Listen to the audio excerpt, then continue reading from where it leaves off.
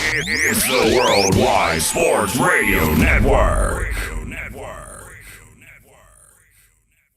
Edward Lehman has been a trusted insurance advisor for over 16 years with insurance solutions for auto, home, commercial, life, and retirement. He's located at 54 Sunnyside Boulevard, Suite H in Plainview. That's just 1,000 feet south of 495. Local agent, local advice. The time to think about insurance is before you need it. So do yourself a favor and before you pay your next insurance bill, give Ed and his team a call, 516-935-3900, or visit him online at www.allstate.com/EL. Edward H. Lehman Insurance is your trusted insurance advisor.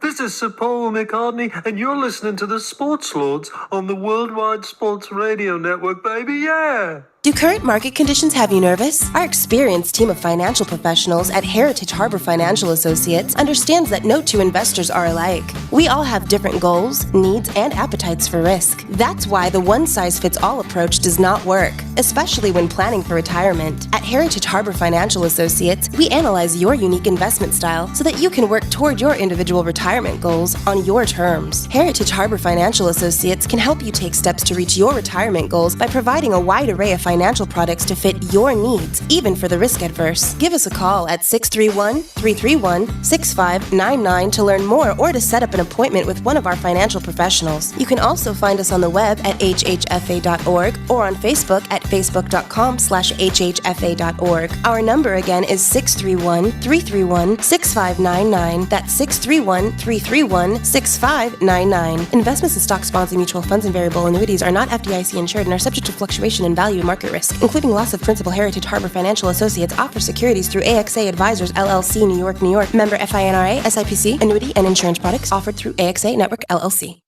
Be fearless at MMA Long Island and Seituha Karate. Located at 28 Colt Court in Ronkonkoma, MMA Long Island is the martial arts school for you if you want to learn combat-proven techniques, build confidence, discipline, and self-esteem while learning real martial arts to fight back against bullies, predators, and peer pressure. MMA Long Island offers group and private lessons for all ages and levels in traditional Goju-Ryu Karate, MMA, and self-defense. MMA Long Island is one of Long Island's most affordable martial arts schools. There are no promotion, belt, or membership fees, and family discounts are available. All classes are taught by 7th degree black belt Sensei John Benedict with over 30 years teaching experience.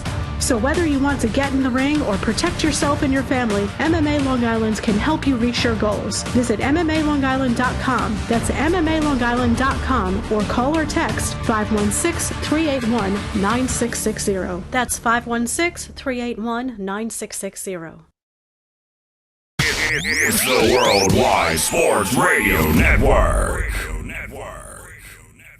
This week's episode of the Sports Lords is brought to you by Rizzo and Gallo's Cannoli Stand. Anthony Rizzo and Joey Gallo have teamed up to open this sweet gem in the South Bronx, and they've brought their Nana's recipes from the old country. You'll want to put your lips on Rizzo and Gallo's creamy cannolis.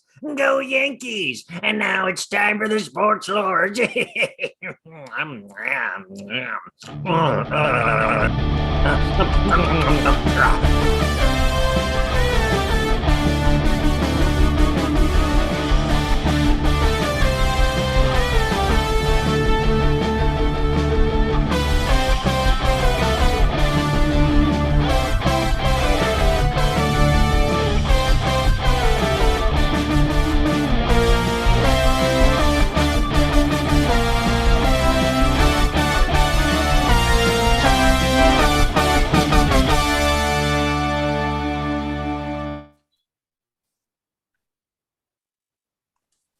Man, a cannoli. Wow, Kev's got, is that one of the Rizzo and Gallo cannolis? Amazing. I went to Rizzo and Gallo's earlier today.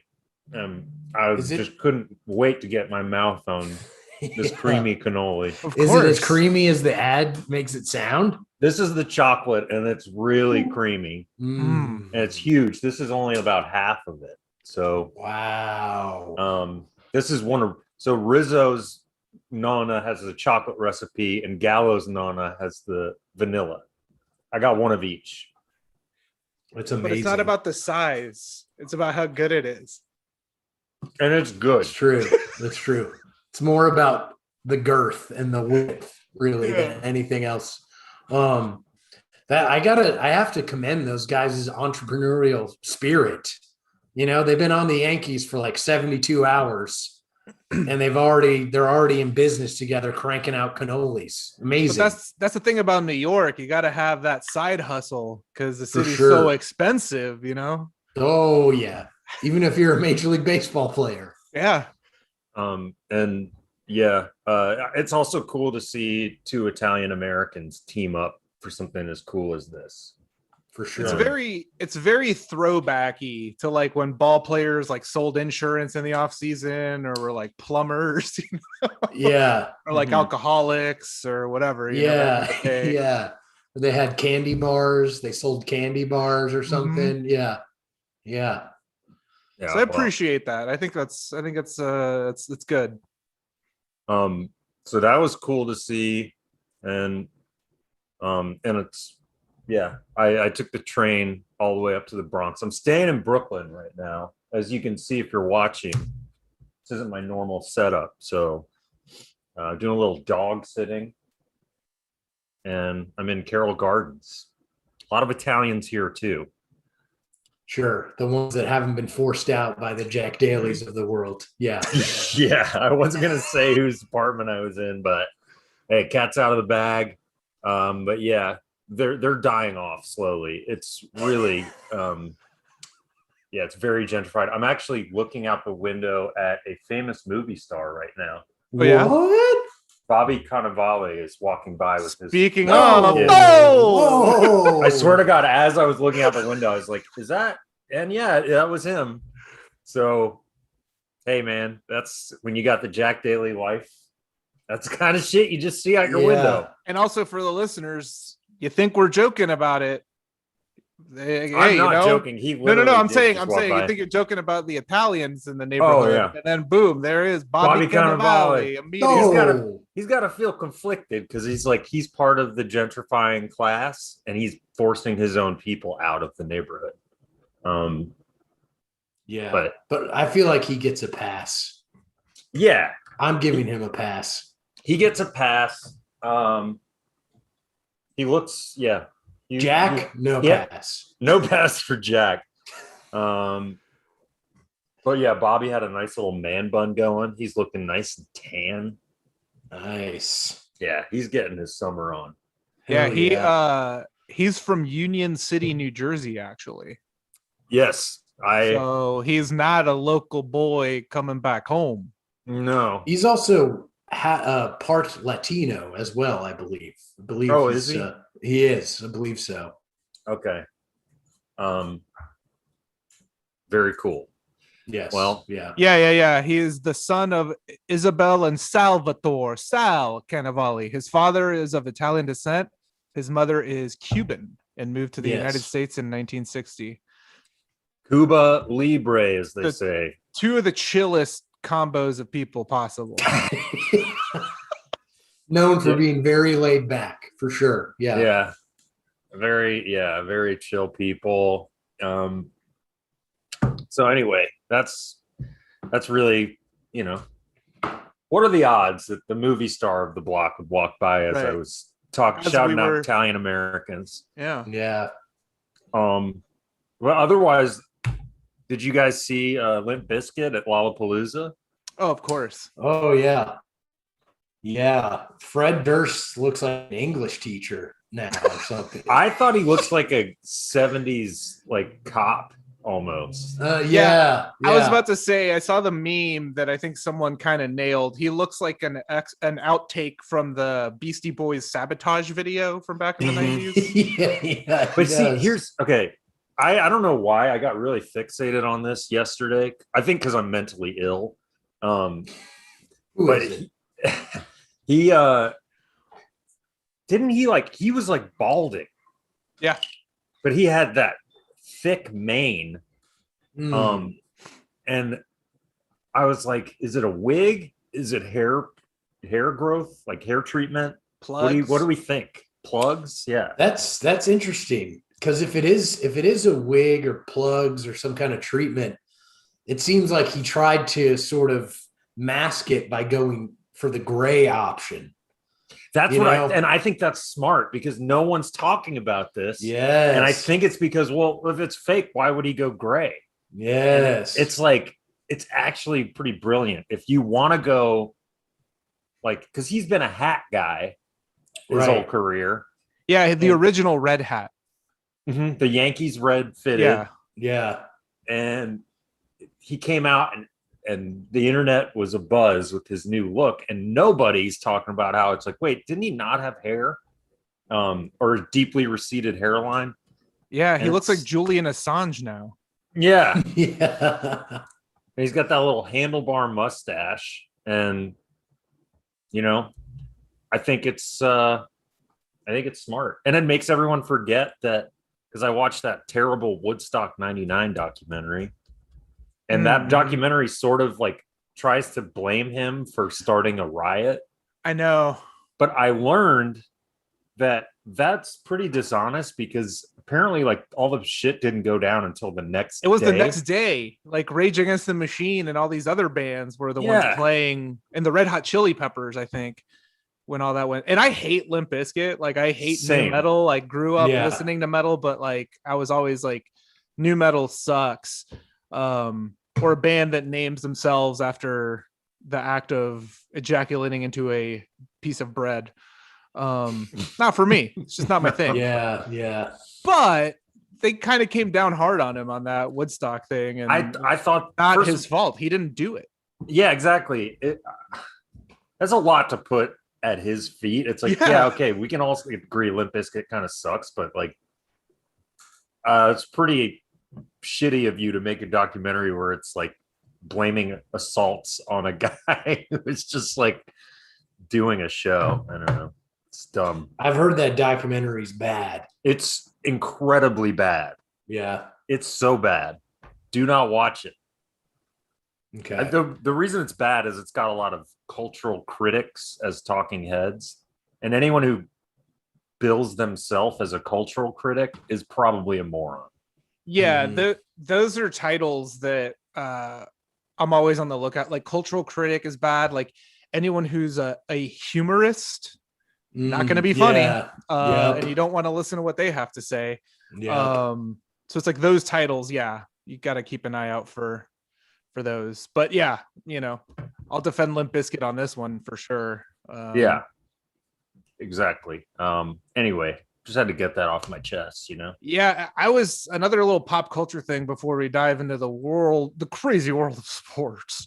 One of our commercials, the Long Island MMA, made me think of it. Jean-Claude Van Damme.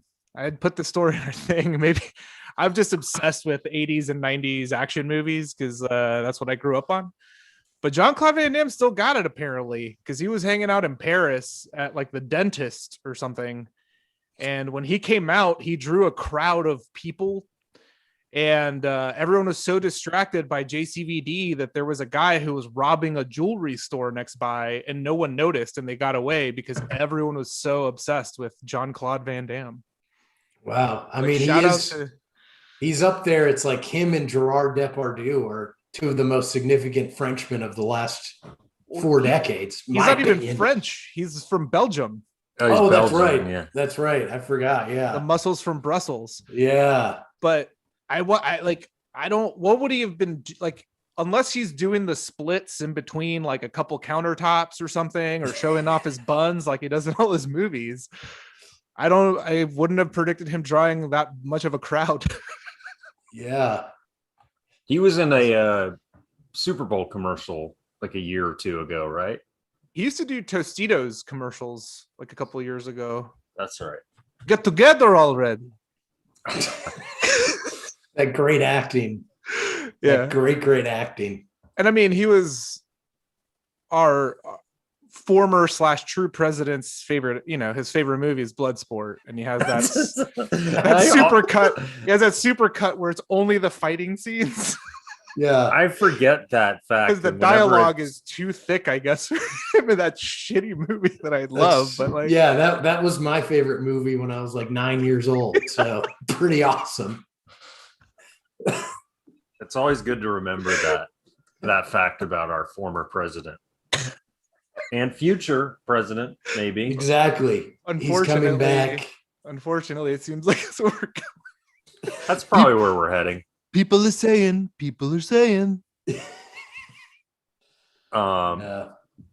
Looking forward to that, but also, how about this freaking baseball trade deadline? Oh, baby. A lot of action, huh? Before we get to that, the one thing I do want to talk about, well, maybe it's too heavy, but yeah, I'll get to that later. The Simone Biles stuff, because that was the biggest story. The social media world is abuzz with that, where morons of every stripe are going after each other. Yeah, I mean, let's just get into that now. We're already here, you know what I mean? Yeah, I know. But my and we can have more fun at the end. Yeah, my general take on that is like, I have no problem with she's a grown ass woman. She can do whatever she wants, and if she doesn't want to, or if she can't compete, doesn't want to. My issue was more with every reaction I saw online. I was like, why does everyone have to chime in with their reaction? It's just annoying to me. It's like, whether you fell on the side of like criticizing or like going out of your way to support what she's doing, I was just like, why do we have to hear from you?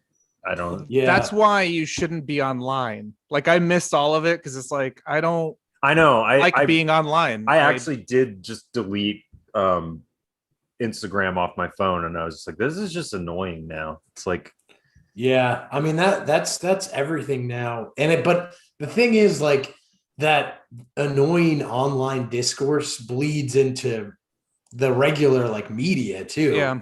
And it's kind of everywhere now, where it's like the whole back and forth is, I don't know. I feel like you're hearing about it. It's harder to avoid than it used to be. That's true. Yeah. You can't escape it, because if you watch any news broadcast, they're going to bring up probably like, oh, this person tweeted this about it. Yeah. It's like, I don't want to see that. I don't care. Yeah, it sucks. I agree. It sucks that like she's going through her thing and everyone has to have an opinion about it, rather than like, you know what? You're going through this because people won't shut the hell up about you. Yeah. I know. Well, that's the interesting part about it is like, I mean, it's probably harder than ever to be a high profile athlete because there's so much negativity out there in social media. So it's so easy to be exposed to all the people who hate on you. So it's tough, man. It's tough. Yeah. I mean, it was, yeah. We don't have to recap the whole thing because everyone knows by now. Yeah. I will say this, the one hopefully good thing to come out of this, like to touch on what you just said, Jimmy, between her and Naomi Osaka, and then like there's like male swimmers that have come out and talk about how stressful and tough this has been and all that.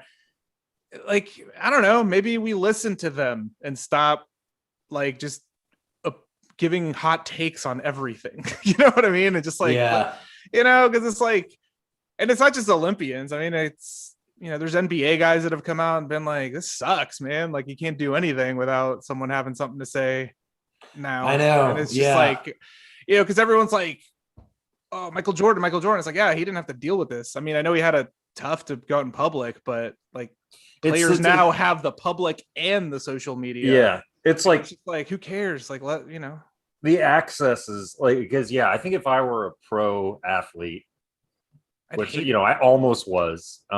We all were. Yeah, but we were all that, this close. And I think the healthy thing is just like, and it's hard to do. It's obviously hard. It's hard to do even as a regular person, but just don't. I would advise, if I were, if they wanted advice, any athlete, just like, don't have social media, or if you do, just have it and let someone else handle it, and you can let your manager or agent do all that. Yeah, because it's not it's not good for one's mental health to like be able to read what everyone's saying about you all the time. Yeah.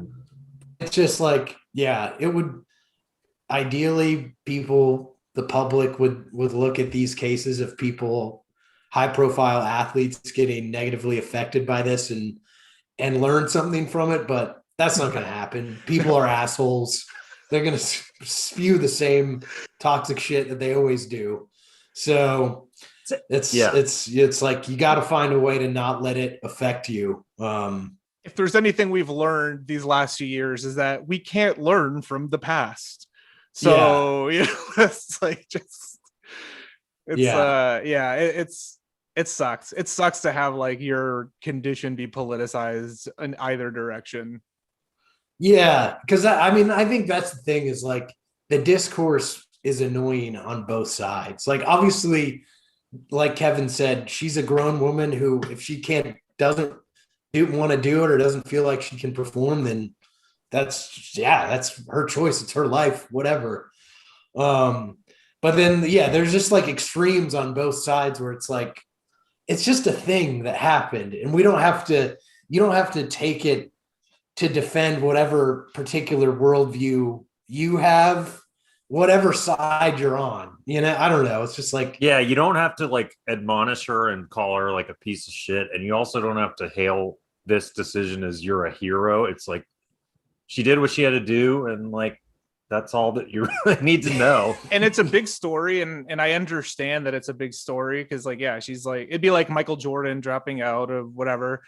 But then it's like, let her be. Like, she just wanted time off. So it's like, let's give her that. I mean, she's going to compete tonight, I guess I saw in like the balance beam, which is cool. But like, let's like, let her have her moment. We've broken her. Let's not make it worse. Well, I didn't do anything. I didn't even know who she was until like a week ago. So that's because I don't really pay attention to the Olympics. So I think she'll be fine. She's been doing like Uber Eats commercials for the last 5 years. She's already cashed in. Like I hope she's okay, but I'm not like, I have a hard time. To be honest, I do have a little bit of a hard time like feeling. I understand the stress level is insane. But it's also what you sign up for when you're competing on the highest level and you're a public figure. And it sucks that that's the world we live in now, where you're under such scrutiny and there's so much toxic opinion coming your way. So I understand that that's tough. But I'm sure she's going to be just fine in the long run, if I had to guess. Yeah, I mean, she has like the yips. I forget the name of it that they call it. The twisties. Yeah, so it's like, and this is like her last Olympics. She's the last remaining member of the whole sexual assault that Larry Nassar did. So it's like, let's just not bring it up and make it worse for her. Let's let her take care of herself and like do what she can and wants to do. And like, let's, watch something else. Yeah, I know. And like, leave her be, like, it's insane that we can't do that when people are like, hey, can I just get like, cause it's not just her, like other people who've been like, can you guys like leave me alone? Like I'm going through something. And it's like, no, we needed to do interviews and we need to be in your face. And it's like, let's just respect these people a little bit and leave them alone. Yeah, I know. Yeah. It's like when they're asking for it. Yeah. It's tough. It is tough. I mean, you can make the argument that like this person's making millions of dollars to play a game. And that's part of signing up for being a public figure and being exposed. Because I don't think Olympians make millions of dollars. Well, she's done so many endorsement deals since she went on her first gold medal run. She's definitely done well. And Naomi Osaka, I mean, she's won tennis tournaments. She's a high profile sponsored tennis player. And that's it's different. Yeah. And I don't know off the top of my head, but I know last year watching college football games, whatever it was. I saw the Simone Biles commercial with the JVV guy from Queer Eye. I have another one that aired like 10 billion times. And I feel like she's done a lot of other endorsements too. So yeah, I mean, it's just, nothing has any nuance anymore. So it's like, I sympathize for her, and I agree that like she should be given the space, but I don't know, the discourse is toxic. Yeah, no, for sure. Yeah. No, I agree with you. Yeah, like you sign up for this, but then when you sign up for it and you're like, I can't handle it. Yeah, people shit all over. It's like people shit on it. So it's like, and that's what we're saying, the same thing. It's just like, just like, just cut her some slack. Just like let them be. Yeah. We can watch literally any movie we want at any time. Like, let's just watch that instead. You know what I mean? Yeah. That's what's funny about it too. Is like all the people who are posting about it being pissed off and shitting all over her are like, I guarantee you don't watch gymnastics, don't give a shit about gymnastics or the Olympics. And now all of a sudden you have this like huge important opinion about it. Well, what we're really mad at is like Republican, like those people are like, what they're really mad at is the right, because they're like weaponizing her, using her that way, and then vice versa. So really, in the end, I feel like it has nothing to do with her. It's just like, people wanting to own each other online. Yeah, because I didn't see any of the negatives. I would only see like on Instagram, lots of people, because I guess more of the people I know fall on the left more often. And they were all praising her. And like, so it was a weird thing where I was seeing like all this response to this negative feedback, but I wasn't seeing the negative feedback. And I know it's there. I know it happened. Piers Morgan and a bunch of Congress people like were calling her unpatriotic and a loser and all this other stuff. And it's just like, everybody like, just lighten the hell up. Get off social media. It's all bad. Just everyone. Let's just destroy the internet. It's terrible. I hate it. And the fucked up thing is everybody will have forgotten about this in like 3 days, and we'll be on to some other new outrage cycle. Right. Some other athlete will do something, and then they'll be mad at that. And yeah, it's a sick world. It could be hours until there's something new to be outraged about. But anyway, enough of that. Now let's get to the fun stuff. MLB Trade Deadline. How about that? That was fun. There was a lot of good trades, right? Yeah, I feel like it was like one of the most active trade deadlines in a long time.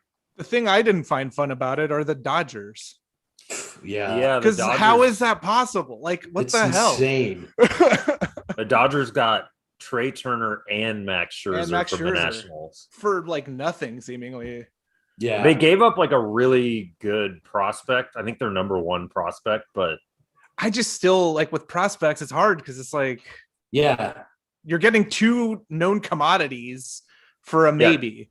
Trey Turner is like maybe the best shortstop in baseball, or no, I guess best healthy one probably, because Fernando Tatis is out for the year, I'm pretty sure. Even though Trey Turner's like on COVID right now, I think. Oh, okay. COVID IL or whatever. Yeah. And Scherzer's like arguably the best pitcher of the last decade. And they were almost going to get Kimbrel too. I know. Which I was like, if they get Kimbrel, this is going to be insane. Stupid. Yeah. So that the Dodgers, and they got Danny Duffy. I forgot about that from the Royals. So he's hurt right now, but he's had like one of the best starts to the season. So, I mean, crazy. The rich get richer. Yeah, they do. Because, the Padres were talked about getting him, and then like that didn't happen. Talked about getting Scherzer, I think, and then I don't know. It's kind of wild how active that day was. It was Then we had Gallo and of course, Rizzo, as we talked about, going to the Yanks up in the Bronx, where it was better. No. And I don't know. Trevor Story. Oh yeah, we talked about it before, like how Trevor Story just didn't get traded and is like pissed off about it. Yeah, he wants out of Colorado, and I don't blame him. Yeah. Yeah, it doesn't make any sense why if you're rebuilding, why are you going to hang on to this guy? Like by the time your rebuild is complete, he'll be at the end of his career.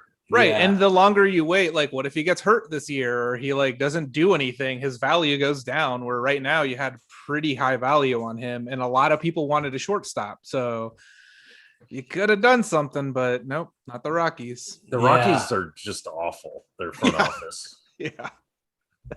Yeah, they are. They really don't give their fans much to be happy about. But yeah, the Cubs just like completely broke up the band, man. Yeah, they blew up everybody. the team. Yeah. Chris Bryant went to the Giants. Mm-hmm. So it's like, I don't know. I think that kind of sucks. Like, can you imagine if like your team won a World Series and you still have that whole core group, but it's just not working out, so they just sold them all off? I would be pissed off. Oh yeah, it's got to be upsetting. It's kind of what the Nationals just did a little bit too. Yeah, I mean they've gotten, Rendon's gone and Scherzer's now gone, Trey Turner's gone. Yeah, and they won their World Series 2 years ago. Like, right. What the hell? Yeah, it's crazy. Juan Soto's all on his own there now. Yeah, because Strasburg's always injured. Yeah. Yeah. So and then Kimbrel's to the Sox, and then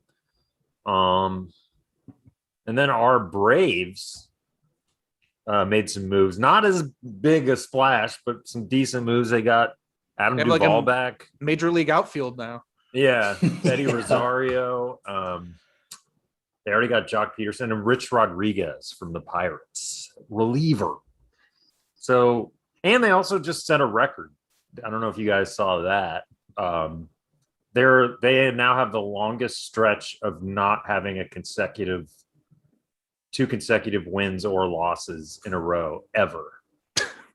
Yeah, because they've one loss. They lose every other game or win every other game. Sign of a good team. Yeah. Pretty bad, man. Pretty bad. And I forgot Javi Baez going to the Mets. So their middle infield is now two dudes from Puerto Rico. What do they call them? Boricua? Boricua. That's the Puerto Ricans that are here in the States. Okay. Poltorros are the ones that are on the island still. What is it? Poltorro. What does that mean? I have no idea. It's just a word. Their Spanish is gibberish to me. I don't know. Well, their Spanish. No, I'm kidding. Like, it's very much Spanglish. And, I was gonna say it's like a lot of English in there. Yeah, Caribbean Spanish is very. I mean, Spanish across all countries in Central, South America, and the Caribbean is different and different slang. Sort of like, think of the United States and how you have like your Southern twang and your Northeast and vice versa, but like across continents, same language. It all sounds different, but the Caribbean especially is difficult to understand for the rest of us because it is a lot of Spanglish and kind of made up words that we don't know. These are there.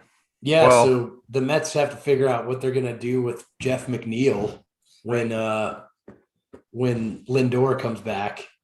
Yeah. I would also, how does Javi Baez feel about like raccoons? Because if one pops up in the tunnel, That's true. What's he gonna do? Yeah. Good question. Producer Kyle here saying McNeil to third base or the corner outfield. But it doesn't JD Davis play third base? I don't know. I don't know the Mets roster well enough, but I will say producer Kyle says not very well. One interesting thing that happened with the Mets, aside from the trade deadline, was them not signing their first-round pick, Kumar Rocker, out of Vanderbilt. They took him, I think, with the 10th overall pick. Didn't like his physical, and so they didn't end up signing him. Which, whatever your opinion on that is, I don't really know the details of all that. But I will say it's kind of messed up in Major League Baseball when you get drafted, if the team that drafts you doesn't sign you, then you have to wait a year. Yeah. And get redrafted, right? Yeah. You have to get redrafted. So this guy, through no fault of his own, because apparently the Mets didn't even make him a contract offer. They just didn't like his physical. Mm-hmm. So now he's just got to, and I don't know if he can go back to Vanderbilt. I don't know, but he's just kind of shit out of luck for a year, which seems like a bad system. Is he related to John Rocker? It's John's son. Yeah. That's what I thought. Okay. Cool. Yeah. Cool. Very cool. I think baseball has like the worst relationship with, like, one of the worst in all of sports, of like how it's so confusing how they do contracts and arbitration, and it doesn't really make sense, and it's designed to like not pay young players very well, so it's like they don't get their big money until later in their career, if they make it that far. And it's not really fair, which is why when the CBA, like the players union, negotiates with the owners for their contracts next year, there's probably going to be a strike, because just a bad system. And even with what you said about like players not getting their money like right away or whatever, they even on top of it all have that thing where they can keep you in the minors for a little bit longer, so that like they can delay paying you, and they do that. They did that with Ronald Acuna, the Braves did. They do it with like all the good young players. Yeah. Every team does it. It sucks. Yeah. It really sucks. And so this is just another stupid thing, because it's like, it should be like, we don't want to sign him, then he should be able to sign somewhere else. Yeah, because I'm sure there'd be plenty of teams who'd be fine with whatever the physical was. But I mean, he's been like a dominating pitcher at Vanderbilt, like the best baseball, or one of the best baseball schools. He's an elite prospect. Vanderbilt's got the best track record with producing baseball players in the country. Right. Producer Kyle lets us know. I'm shocked. He's not John Rocker's son. I don't know. Apparently he's the son of an Eagles assistant coach named Tracy Rocker. Well, we'll fact check that, because I'm pretty sure it's his son. I think Tracy Rocker is John Rocker's wife. Yes. Gonna go with that. So agree to disagree. So that's kind of like the trade deadline stuff, and then I don't know. It's gonna be a crazy last couple months of the season. We'll see if the Yanks can like turn their season around with these new guys. It's gonna be wild.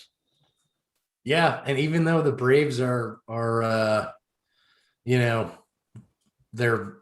winning and losing, alternating wins and losses, they're still in this race, because the Mets aren't exactly running away with this thing. Yeah, they've left the door open. Yeah, so it'll be interesting to see how the NL East plays out, because of course the Nationals are just depleted now, so they're done. The Phillies added some guys, so the filthy Phils, the Fightins. It's it really is like no one in the NL East is they're like trying to lose it, is kind of what all the top three teams are doing. And then you got the Brew Crew that just took care of business. Looks like they're going to run away with the Central, and the West is going to be crazy in the NL, because the Giants are still up 3 games. But I don't know, man. I don't know how that Dodger, with those additions, like how the hell are they not going to just walk away with it? Yeah. Well, they've put a lot of pressure on themselves now. Like, they're a super team now, so they've got to be the prohibitive favorite to win the whole friggin' thing at this point. Yeah. Is there ever going to be a year where they're not signing huge deals and huge names? Because like it was Mookie Betts before, and and adding Bauer, which whatever, that didn't work out. But No, every year they add like these huge pieces to an already amazing team. It's crazy. Well, yeah, once they got that new, because remember they had that couple, the McCourts, that owned them and just like ran them into the ground. Yeah. So, I forget who owns the Dodgers now, but they seem to be willing to spend an unlimited amount of money to make sure they're good. I think it's a conglomerate because I think like Magic Johnson is part of it. Okay. Yeah. Yeah. So, I don't know, man. I can't. It's hard to imagine who could, beat them in a playoff series. Mark Walter and Todd Bowley. Oh, Sure. Yep. So. Yeah, but and then the AL East, I think the Rays just swept the Red Sox. So now the Rays are in first place in the AL East. So the Red Sox they could be like running out of steam a little bit. I mean, it's very early to say that, but they have overperformed in the first half of the season for what people expected. Well, yeah, I mean, with how aggressive the Yankees were adding those guys, they clearly think they can climb back into this race in the NL East. So we'll see. Yeah. And then the last bit of news, again, this is a sensitive topic, but it's worth mentioning that Marcell Ozuna's charges for the incident that happened back in May, I think, or June or whatever, were just downgraded to misdemeanor from felony. So I don't know. From what I read, it sounds like the prosecutors watched the body cam footage from the cops who responded to that incident, and it didn't match up with what they put in their police report, is my understanding. Yeah, it basically isn't a federal crime now, but it's still assault. Mm-hmm. I don't think he's not coming back to Atlanta. Also reading more about it, it sounds like he and his wife's relationship is not good. They don't need to be together. Dysfunctional, let's say. Yeah. She was arrested for attacking him at one point as well, and it's been back and forth, and it's just like there's some infidelity issues going on, perhaps. Maybe you shouldn't. I don't know. I don't want to tell anyone what to do, but if you and your significant other are like assaulting each other kind of constantly, like maybe don't be together. Yeah. Usually not a good sign. I'm not telling you what to do, but maybe not a good sign if you're fighting physically with your significant other all the time. Yeah. I think that's fair. And I guess I read that by Georgia law, once the trial is over, the body cam footage will be made public, which is kind of wild. Yeah.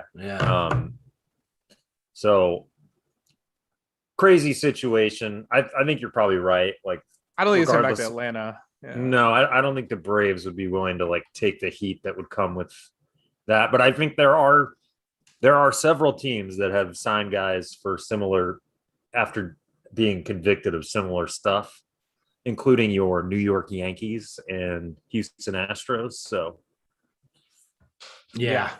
He'll probably play again. I bet he ends up with the Dodgers. They'll pick him up for the playoffs or some crap like that. Yeah. Yeah. So, but that's your baseball. Oh, that's your baseball. Yeah. And then.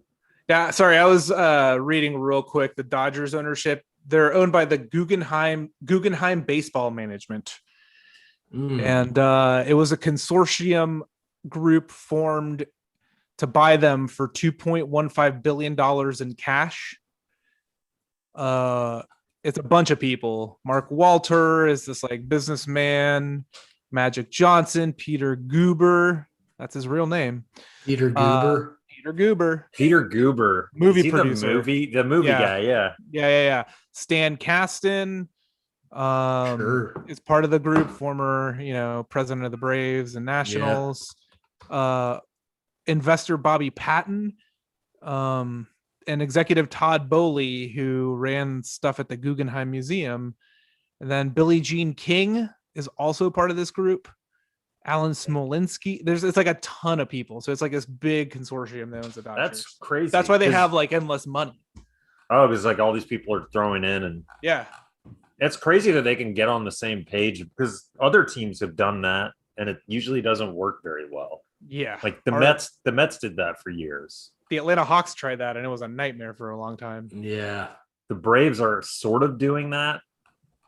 Like, but it's just. But they don't spend, so it doesn't matter. Right? Yeah. There's never any conflict because they don't like to spend anything. They just all agree that they're not going to spend any money. But yeah.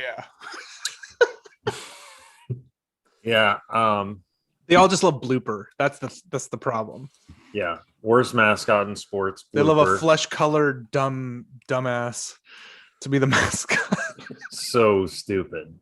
Also, it's a bad name. It's not even a cool name. You know what I mean? Like.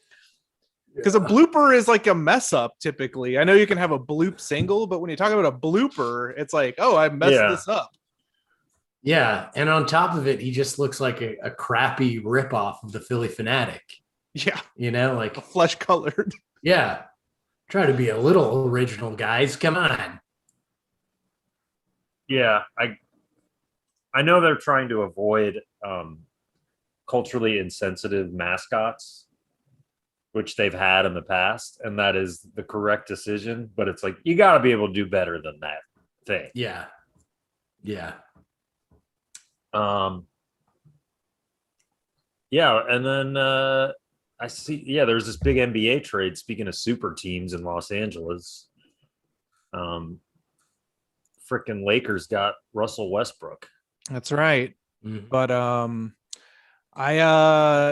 I don't think it's going to be as good for them, because what they need is shooters, and that's not what Russell Westbrook is.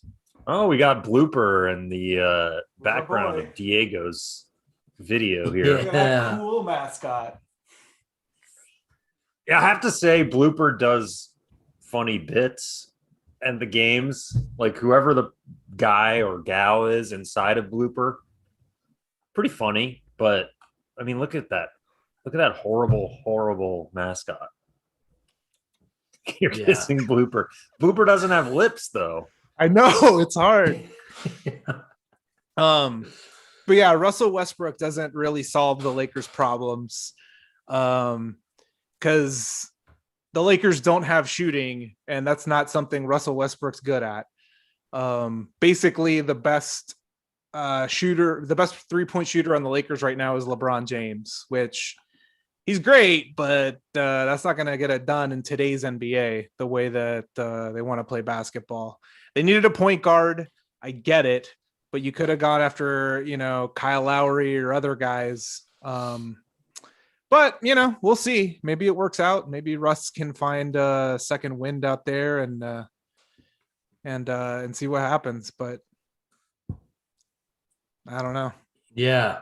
So now the Lakers have like over $100 million committed to like 4 players or something insane like that. Yeah. Well, and in basketball, we've seen like when you don't have a deep bench, you're not going to get too far when you have to rely on just a couple guys to do everything.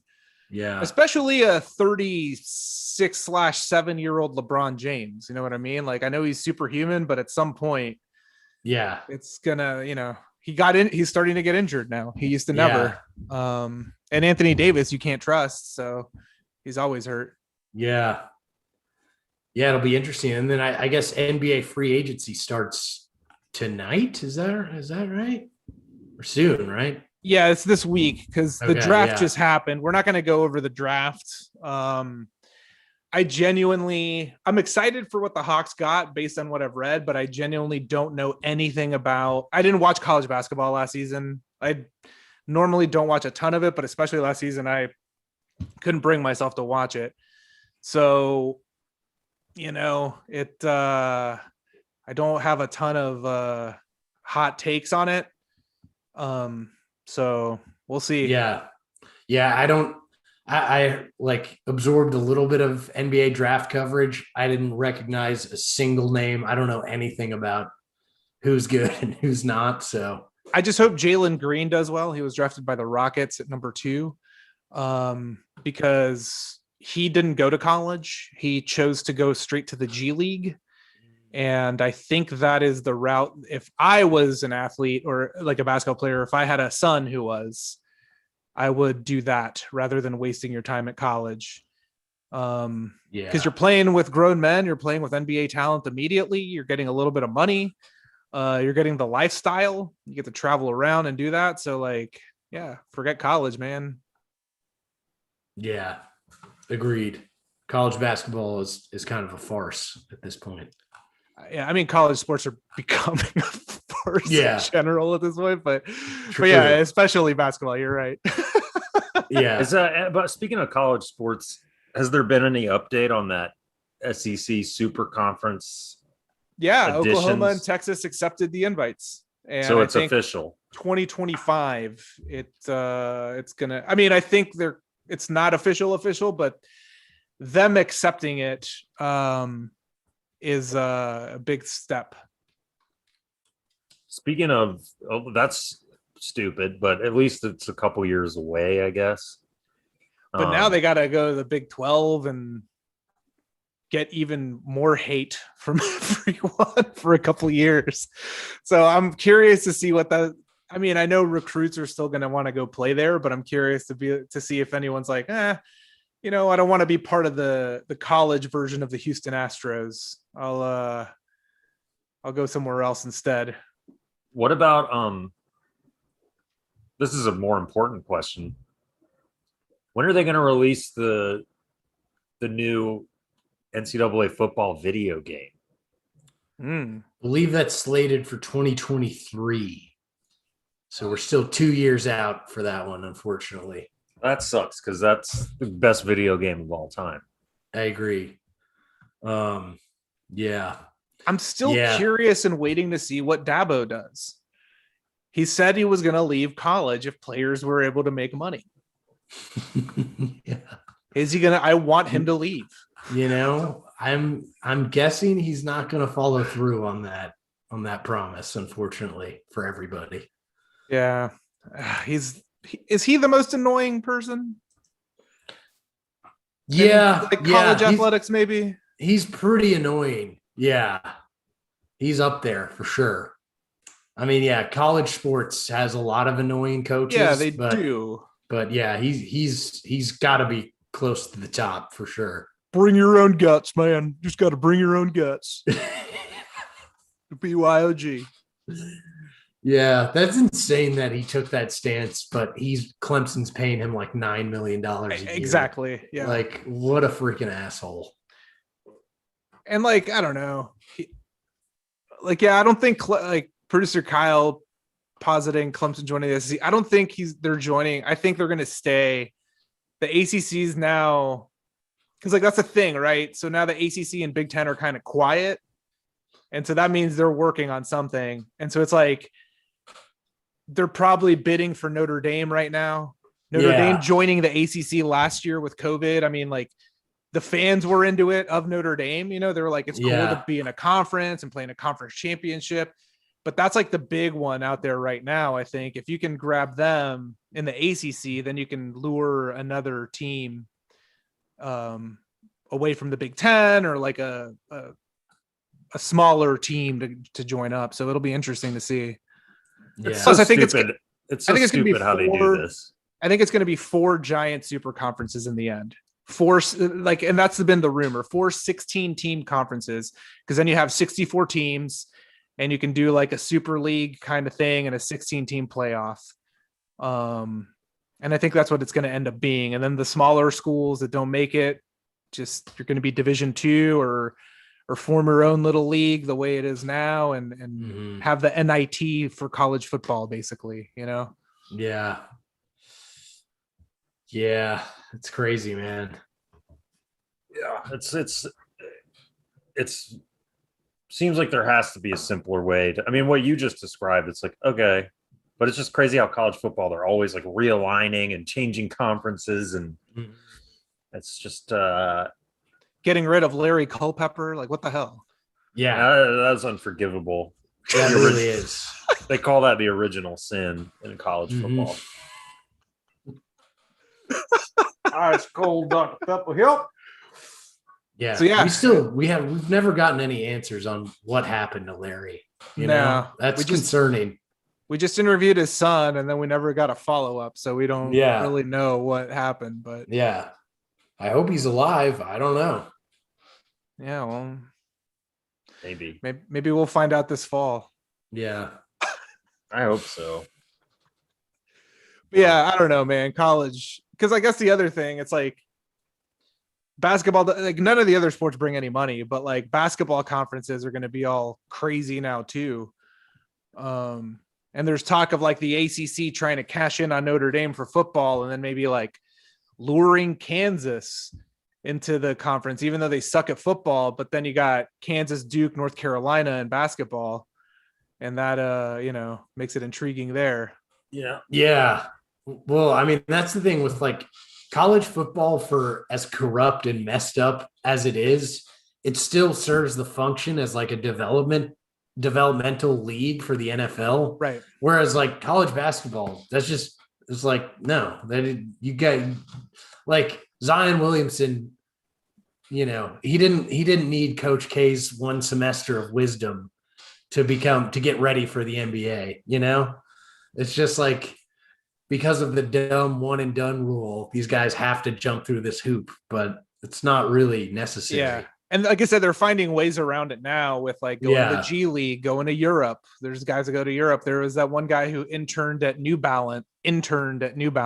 Oh yeah. For a year. And because like in basketball, you're not murdering your body at a young age, so you can play with grown-ups right away without dying. Right. Whereas like you can't go from high school and go play against NFL caliber guys. You're that physically would be bad. Will be murdered. Yeah, exactly. Yeah. But yeah, I don't know. I don't like it.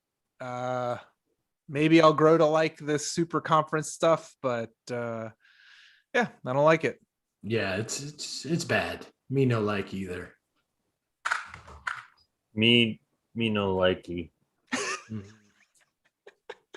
Although I always have trouble even thinking about football this time of year, because I'm still in summer mode, and I don't like it when people remind me that summer will be over.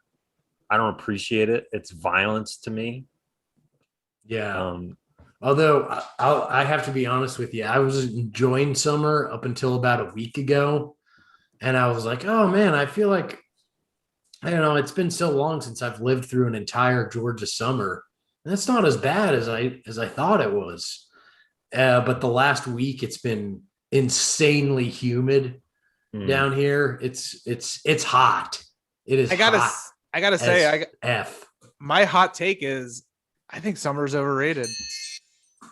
Summer is great when you're a kid because you don't have to go to school, but you have to go to Haskew. Or any ski? Haskew. There's no ski. But otherwise, it sucks because it's like I've only lived in insanely hot places. And then it's like, oh, well, you can go to the beach. It's like, yeah, I can go to the beach during winter too. I just travel to a place that's warm. And then it's not that bad. True. Yeah. So I don't know. I sweat a lot. I do too. So it's nice to not sweat. I agree. I'm one of the sweatiest people around. But I think my summer, because it was really gross and hot here, and it's rained a lot. But the last few days, it's been like perfect weather. Even for someone like me, I've been walking all over this neighborhood and not sweating. So I'm in a sweet spot right now of summer weather. And because I'm having the best summer weather I've ever had in my life, because summers in Buffalo, it's like mid 70s. You get like a few weeks of like in the 80s, a couple days sprinkle in the 90s here and there, but it's just like incredible. It's just like what fall is in Georgia, which is still warm, but Yeah. Cools off at night. It's great. Sure. Yeah. But yeah, I mean, like whatever you like. I've always been more of a spring and an autumn man myself. Spring's my favorite. Autumn, I don't know. It's nice, but it's sad to me. Everything's dying. See, I like it because of college football and Halloween. I get that in the fall, so I like both those. It reminds me of my mortality too and much. my birthday. So, well, I like autumn down here. Autumn in New York is depressing to me. Yeah. Because you're like, it feels like it doesn't actually exist. That's true. It'll be like hot. It'll be insanely hot. And then like 2 weeks later, it'll start to feel cold and you'll be like, wait, there was no in between. Yeah. And then all of a sudden the sun starts going down at 4:15 and you're, yeah. And it's like, I start thinking about, oh, fuck, I'm about to have to live through winter again. Yeah. And us Southern boys, we don't like winter too much. Or at least I don't. Yeah, well, like that's when we moved back down here last September. It was like, oh yeah, autumn. Like it's still warm down here, but it's a much more. You get like a real autumn that you don't really get in New York City. So that's nice. Yeah, I don't know. I've gotten used to winter once I left the South. Doesn't bother me that much, but. Hey, it's to each their own. Yeah, I'm not pushing it on anyone. I'm not. No, saying you're wrong. I get it. I can handle it, but my mental health usually suffers. No, I hear you. I understand that. And you have to support me. I do. You have to stand me. I do. But anyway, that's our new segment, Seasons Talk. Yeah. Yeah, next week we'll talk about other seasons a little bit more, or other aspects of the season. There's always lots to talk about when it comes to seasons. Like leaves, are they better green, yellow, or brown? I don't know. We'll talk about it next week, maybe. Everybody's got an opinion. Rain, is it better frozen or wet? We'll talk about it. Oh, yeah. Well, I'm going to feed this corgi. So that's fun. Oh yeah, that's right. You got pup duty. He's corgis, not very active. They don't really do a lot. They're kind of divas too, a little bit, right? He's got a little diva in him. Oh yeah, definitely got some diva in him. Like if you try to go in a direction on a walk that he doesn't want to go in, he's not. He'll just stop and stare at you like, what do you think you're doing? Is that the corgi or is that enemy of the show not training him well? It's probably a little column A, a little column B. It's a good question. Very good question. It's just curious. But yeah, they don't. I guess corgis don't really, because the walks. I mean, I guess when you have tiny little arms, walking isn't your favorite thing. Yeah. Yeah, what was their, like they have some sort of, they were bred to do something, right? Like dig up mushrooms or something? No, I think that was those are wiener dogs. Breed. Yeah, the corgis surprisingly were cattle herding dogs in Wales. So they're kind of naturally herders, like that's why they like to chase and I see. But he does have like a pretty ferocious sounding growl and he's pretty territorial, so like for such a little wiener style dog, they've got some huevos. Yeah, that's good for him. Yeah.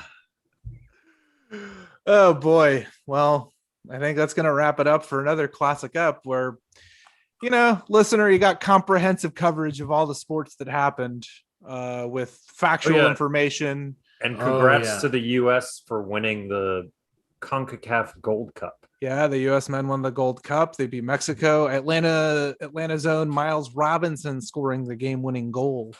Nice. Tight. Yeah, too bad Atlanta. He's coming back to an awful team in Major League Soccer, but what are you gonna do?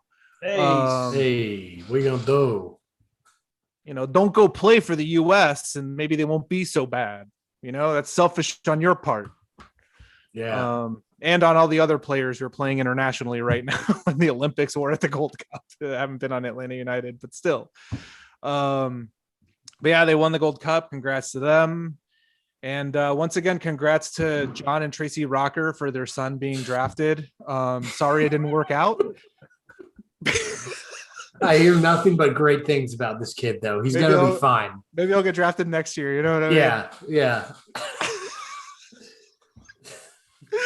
Oh, man. But check out the Worldwide Sports Radio Network's website. Check out all the other shows. Download the app. Lots of fun information and stuff going on there. And we'll be back next week. We'll talk more seasons. We'll talk more whatever. You know what I mean? More Limp Bizkit. Yeah. Sounds great. I can't wait. And we'll see you all then. Everyone have a wonderful week. And see you next week, everyone. Bye. Bye. Arrivederci. It's the Worldwide Sports Radio Network. Edward Lehman has been a trusted insurance advisor for over 16 years with insurance solutions for auto, home, commercial, life, and retirement. He's located at 54 Sunnyside Boulevard, Suite H in Plainview. That's just 1,000 feet south of 495. Local agent, local advice. The time to think about insurance is before you need it. So do yourself a favor and before you pay your next insurance bill, give Ed and his team a call, 516-935-3900, or visit him online at www.allstate.com/EL. Edward H. Lehman Insurance is your trusted insurance